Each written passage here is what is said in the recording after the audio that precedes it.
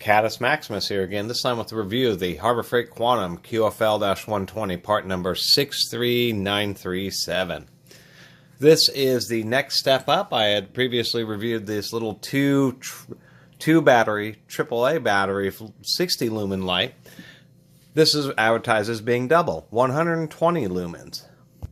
And it uses 3 AAA batteries. It advertises a 5-hour runtime. Since most of these flashlights need to have their voltage regulated to the right amount or current regulated for the LEDs, they usually stay at a pretty constant brightness and then just really either dim really quickly or just start flickering and turn off when they reach the end of their runtime, which is always kind of nice. Instead of having a light that's just getting dimmer and dimmer and dimmer, it just stays bright the whole time and then unfortunately just cuts out on you.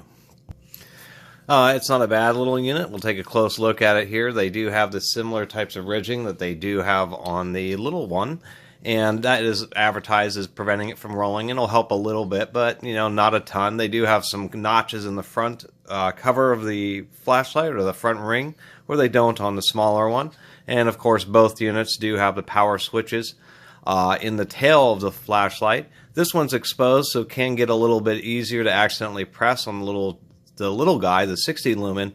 On this 120, there is a ring, and so we can see that power switch is a little bit harder to accidentally depress. Also, the body on this larger one, as we can see, is knurled. It is not the most aggressive knurling, but it does provide enough texture to get a better grip. The only thing I find really, and we'll take a quick look inside in a second here, the only thing that I really call into question really is this polished dome lens.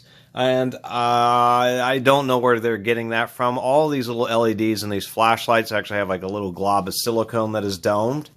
But when anybody, like what they just wrote on that packaging, here we are, twice, polished domed lens, this has a flat piece of plastic. So I don't know exactly. It does have a nice multifaceted reflector in there.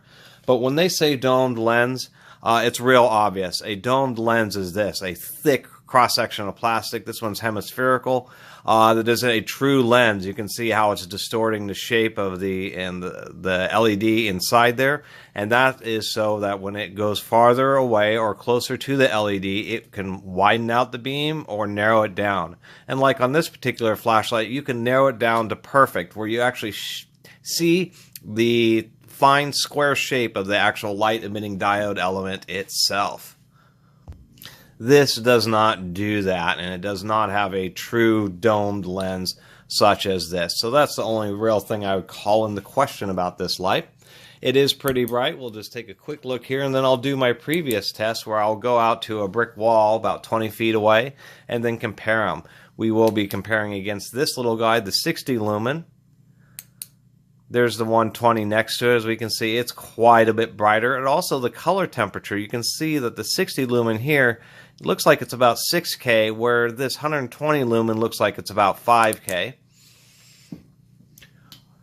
And we'll do our baseline test, which is a Streamlight Junior LED 2 AA. So we'll shine that. And we'll do the same test outside against a brick wall. And we can see that here's the 120 lumen Harbor Freight, and here's the Streamlight. And they're pretty close. I think the Harbor Freight is putting out more light, but it is not as focused as the Streamlight. This Streamlight, as you can see, really pinpoints the light, where the Harbor Freight's a little bit broader. So, there we go. So that adds further evidence that the tightly focused beam from a domed lens is not... It's not entirely accurate statement. Easiest way of putting it. Let's take a quick look inside this unit, and then we'll go outside and see how it compares against more real-world terms. So it uses, like most of these flashlights, a battery cartridge, which uses 3 AAAs. Once again, they are including their premium Thunderbolt Magnum. Yep, they are still called Magnum. Alkaline batteries, so that is nice. They are including at least a nice set of batteries initially. Let's see how much further we can pull this apart. So this has a midsection, and indeed they didn't forget the O-ring on either side of this, so it does have both its O-rings. There's a little lens or the little reflector in there, so that whole front carriage comes off. And like this really tiny one, excuse me, I'm incorrect. This is all one piece right here. This very front collar actually is not a separate piece. Where surprisingly enough, on the tiny one, both this front part unscrews, but then this front collar right here, as we can see, is also a separate piece. So that's a little bit interesting. And then here's the actual diode itself. And so all these diodes, all these little flashlights, they all have this glob of silicone over the LED, which is already domed to provide some degree of focusing. Then they adjust the shape of the reflector to confine the beam to whatever they desire.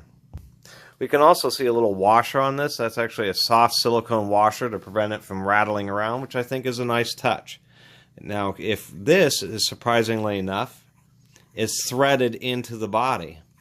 But we can actually pull this piece out, and then this would actually be the cartridge, the 4.5 volt cartridge, and we can see that they're making an honest attempt at actually having it reach its advertised brightness, because we can see the LED is on a real big backplate, and then it's embedded into a substantial piece of aluminum, which is then threaded in to the body instead of just sitting in there, which provides a little bit more thermal conductivity.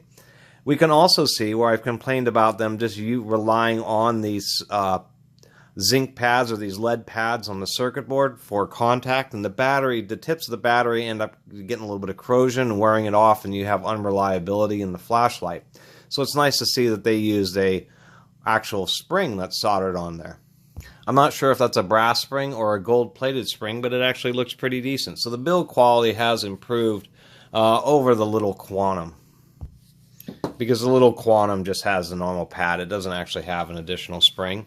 And we can see the stand, they kind of like using this in all the tail pieces where it's just like a spring-loaded plug, kind of what's used on cigarette lighter adapters.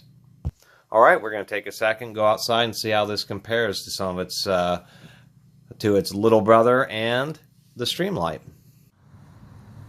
Okay, here we are outside. As you can see, it's pretty dark, so we're going to go ahead and compare them. The camera is on automatic, so it's automatically adjusting the exposure ISO level. But here's the Harbor Freight Quantum 60 Lumen.